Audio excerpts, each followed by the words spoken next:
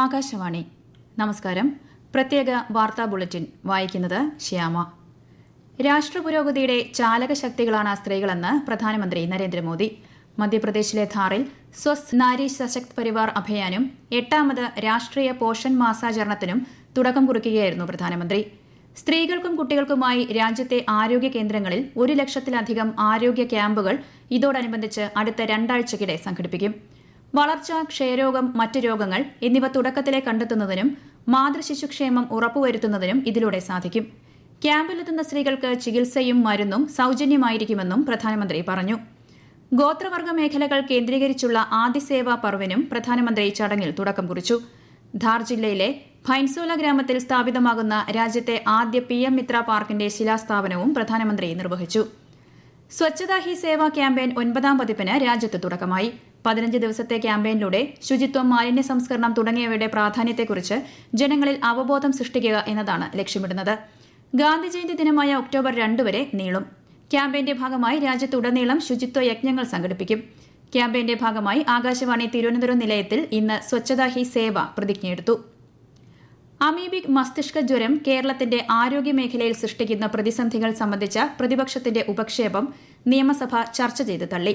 രോഗവ്യാപനം തടയാൻ കഴിയാതെ ആരോഗ്യവകുപ്പ് ഇരുട്ടിൽ തപ്പുകയായിരുന്നുവെന്നു പ്രതിപക്ഷത്തിന്റെ വിമർശനം. എന്നാൽ രോഗബാധിതരുടെ ജീവൻ രക്ഷിക്കാൻ സർക്കാർ വലിയ തോതിലുള്ള ഇടപെടൽ നടത്തുന്നതായി ആരോഗ്യമന്ത്രി വീണ ജോർജ് പറഞ്ഞു. തുടർച്ചയായ 2ാം ദിവസമാണ് പ്രതിപക്ഷത്തിന്റെ ഉപക്ഷേപം നിയമസഭ സഭാ നടപടികൾ നിർത്തിവെച്ച് ചർച്ച ചെയ്യുന്നത്.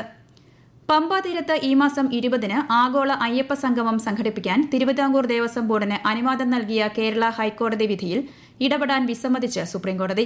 ചില നിബന്ധനകളോടെ അയ്യപ്പ സംഗമം സംഘടിപ്പിക്കാൻ അനുമതി നൽകിയ വിധിക്കെതിരെ സമർപ്പിച്ച 3 ഹർജികൾ ജസ്റ്റിസ് PS നരസിംഹ ഉൾപ്പെട്ട ബെഞ്ചാണ് പരിഗണിച്ചത്. ഹൈക്കോടതിയുടെ നിർദ്ദേശങ്ങൾ കൃത്യമായി പാലിക്കണമെന്നും പരമോന്നത കോടതി നിർദ്ദേശം നൽകി. ശബരിമലയിലെ സ്വർണ്ണപ്പാളിയുടെ ഭാരം കുറഞ്ഞ സംഭവം അന്വേഷിക്കാൻ ഉത്തരവിട്ട് ഹൈക്കോടതി. ചീഫ് വിജിലൻസ് ആൻഡ് സെക്യൂരിറ്റി ഓഫീസറാണ് സംഭവം അന്വേഷിക്കേണ്ടത്. മുൻകൂർ അനുമതിയില്ലാതെ സ്വർണ്ണപ്പാളി ഇളക്കി മാറ്റിയെന്ന സ്പെഷ്യൽ കമ്മീഷണറുടെ റിപ്പോർട്ടിന്റെ അടിസ്ഥാനത്തിൽ വിഷയത്തിൽ സ്വമേധയാ ഇടപെടുകയായിരുന്നു കോടതി. തദ്ദേശ സ്വയംഭരണ തെരഞ്ഞെടുപ്പ് ഹരിതചട്ടം പാലിച്ചും പരിസ്ഥിതി സൌഹൃദമായും നടത്താൻ സംസ്ഥാന തെരഞ്ഞെടുപ്പ് കമ്മീഷൻ വിളിച്ചു ചേർത്ത യോഗത്തിൽ തീരുമാനം. തദ്ദേശ സ്വയംഭരണ വകുപ്പിലെ വിവിധ ഏജൻസികളുടെ യോഗത്തിൽ ഇത് സംബന്ധിച്ച കർമ്മ പരിപാടിക്കും രൂപം നൽകി. പൊതുജനങ്ങൾക്ക് ഇതുമായി ബന്ധപ്പെട്ട നിർദ്ദേശങ്ങൾ ഒക്ടോബർ 10 വരെ സമർപ്പിക്കാവുന്നതാണ്.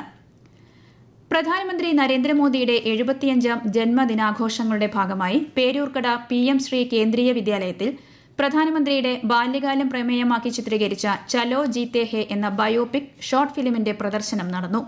സ്വാമി വിവേകാനന്ദന്റെ തത്വചിന്ത വ്യക്തമാക്കുന്ന ചിത്രം ശക്തവും വൈകാരികവുമായ സന്ദേശമാണ് പകർന്നു നൽകുന്നത്.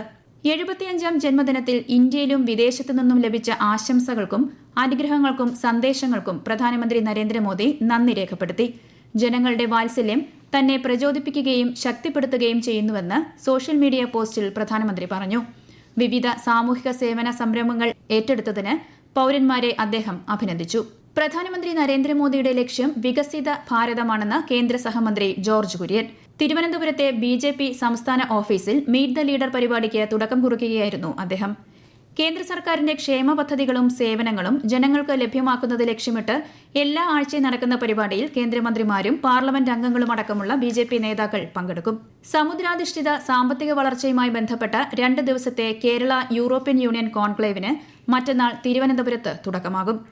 ഔദ്യോഗിക ഉദ്ഘാടനം മുഖ്യമന്ത്രി പിണറായി വിജയൻ നിർവഹിക്കും. കേന്ദ്ര സർക്കാരിന്റെയും യൂറോപ്യൻ യൂണിയന്റെയും സഹകരണത്തോടെ സംസ്ഥാന ഫിഷറീസ് വകുപ്പ് സംഘടിപ്പിക്കുന്ന സമ്മേളനത്തിൽ കേന്ദ്രമന്ത്രിമാരായ സർബാനന്ദ സോനോവാൾ, രാജീവ് രഞ്ജൻ സിംഗ്, കേന്ദ്ര സഹമന്ത്രി ജോർജ് കുര്യൻ എന്നിവർ വിശിഷ്ടാതിഥികളാവും. 17 യൂറോപ്യൻ രാജ്യങ്ങളിൽ നിന്നുള്ള പ്രതിനിധികൾ പങ്കെടുക്കും. സംസ്ഥാനത്ത് ഇടിമിന്നലോടുകൂടിയ ശക്തമായ മഴയ്ക്ക് സാധ്യതയെന്ന് കേന്ദ്ര കാലാവസ്ഥാ വകുപ്പ്. 8 ജില്ലകളിൽ ഇന്നും 5 ജില്ലകളിൽ നാളെയും മഞ്ഞ ജാഗ്രത നൽകിയിട്ടുണ്ട്. അടിമാലി ചിത്തിരപുരത്തിന് സമീപം മണ്ണിടിച്ചിലിൽ 2 പേർക്ക് ദാരുണാന്ത്യം. പ്രദേശത്തെ റിസോർട്ടിന് സമീപം സംരക്ഷണ ഭിത്തി നിർമ്മാണത്തിനിടെയുണ്ടായ മണ്ണിടിച്ചിലിൽ ആനച്ചാൽ സ്വദേശി രാജീവൻ, ബൈസൺവാലി സ്വദേശി ബെന്നി എന്നിവരാണ് മരിച്ചത്. എയർപോർട്ട് അതോറിറ്റി ഓഫ് ഇന്ത്യയുടെ നേതൃത്വത്തിൽ രാജ്യത്തെ വിമാനത്താവളങ്ങളിൽ യാത്രി സേവാ ദിവസ് ആഘോഷിക്കുന്നതിന്റെ ഭാഗമായി കോഴിക്കോട് വിമാനത്താവളത്തിൽ വിവിധ പരിപാടികൾ സംഘടിപ്പിച്ചു. ഇതിന്റെ ഭാഗമായി കലാപരിപാടികൾ, ക്വിസ്, രക്തദാന ക്യാമ്പ്, ആരോഗ്യ പരിശോധന ക്യാമ്പ് തുടങ്ങിയവയും നടന്നു. പ്രത്യേക വാർത്താ ബുള്ളറ്റിൻ കഴിഞ്ഞു. അടുത്ത വാർത്താ പ്രക്ഷേപണം നാളെ രാവിലെ 6:45-ന്.